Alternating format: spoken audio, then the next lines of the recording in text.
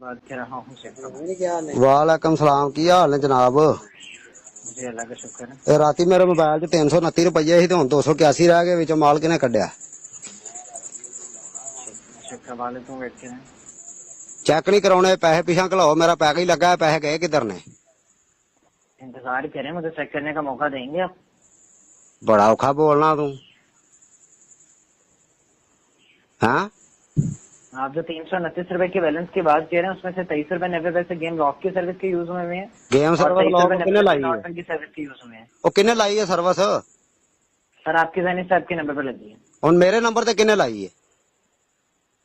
क्या मतलब किसने लगाई है? आपकी जानी से लगी है आपके नंबर पे। और मैं भैन नूं गढ़ना इहो जी सर्विस दी नूं जेहड़ी तू लाती एवें पैसे कट्टण वाली नहीं जाए कोई ड्रामा करन डिया मैंने तू। तो कोई भी नहीं लगाई। हैं मैंने तो कोई नहीं लगाई। ते किने लगाई फिर?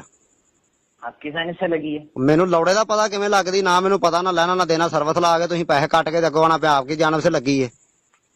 जी हैं सही कह रहे हैं मोहतरम, आपके जाने से लगती है, हम यहाँ से नहीं लगाते। ओ इनू बंद कर, लगी मेरी जानब से। बैल पैसे पिछा घलाओ जेडे कट्टे ही है, मेरी जानब से लगी। मैनू पता ही नहीं था किवें लगी ते किवें नहीं लगी, तेरी जानब से लगी अगों ना तू। कहाँ से बात कर रहे हैं? अपने शहर का नाम बताएं। कसूर से। मोबाइल फोन कौन सा इस्तेमाल कर रहे हैं? इनफिनिक्स मॉडल कौन सा? हॉट 11।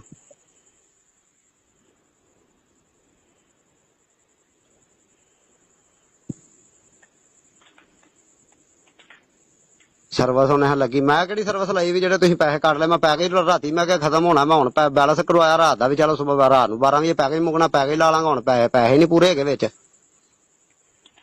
ठीक है, मैं आपकी कंप्लेन रजिस्टर्ड करवा देता हूँ। अपने डिपार्टमेंट की जानी बात के बेहतर रहनुमाई करते जाएंगे, वेट करें आप। कंप्लेन नहीं कराउणी है, पैसे मेरे पिछा घलाओ, नहीं तो फटा ही अपना, सीधी जेड़ी मैंने गल है। पैसे वापस करवाने की भी उसमें डिटेल्स मेंशन करवा दी है आपकी। ठीक है, आपके नंबर पे ये दो सर्विसेज लगी हैं, गेम लॉफ्ट और आपके नंबर पे डॉट पे की सर्विस।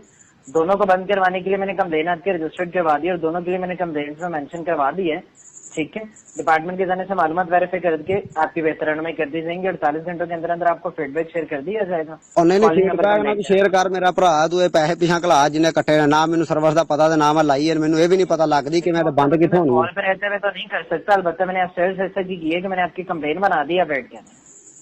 बस ठीक है, वेट करे ਉਹਨੇ ਚਿਰ ਨੂੰ ਫਿਰ ਪੈਸੇ ਕੱਟੇ ਜਾਣਗੇ। जी ਚੰਗਾ ਤੁਸੀਂ ਬੁੰਡ ਮਾਰਾ ਲਾਇਆ ਰਾਤ ਨੂੰ, ਤੁਸੀਂ ਜਿੰਨੀ ਮਰਜ਼ੀ ਇੰਜ ਬੁੰਡ ਮਾਰਦੇ ਪੈਸੇ ਕੱਢ ਕੇ ਲੈ ਜਾਂਦੇ।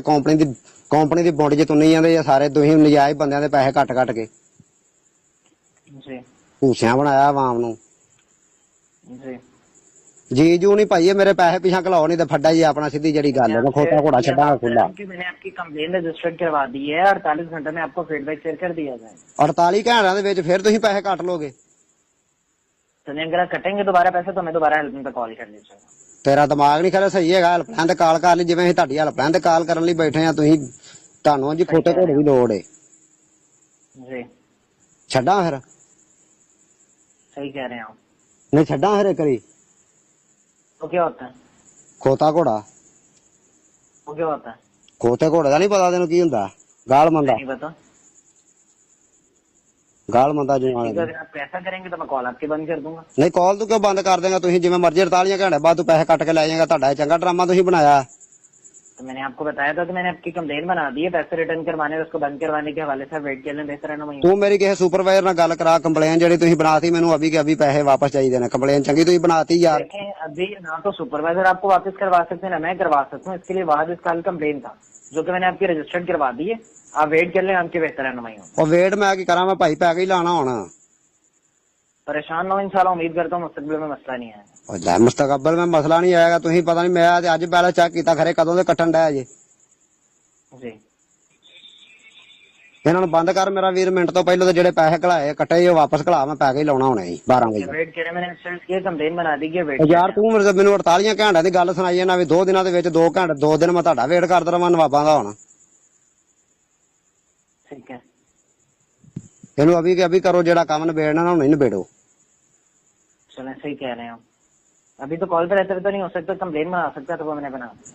ਕਾਲ पे रहते हुए ਕਿਉਂ ਨਹੀਂ ਹੋ ਸਕਦਾ? ਕਾਲ ਫਿਰ ਅਸੀਂ ਕਿੱਥੇ ਟੱਕਰ ਮਾਰੀਏ? ਤੁਹਾਡੇ ਦਫ਼ਤਰਾਂ ਅੱਗੇ ਅੱਗ ਲਾ ਦੀ ਆਣ ਕੇ, ਜੇ ਕਾਲ ਤੇ ਤੁਸੀਂ ਨਹੀਂ ਕਰਨਾ ਤੇ।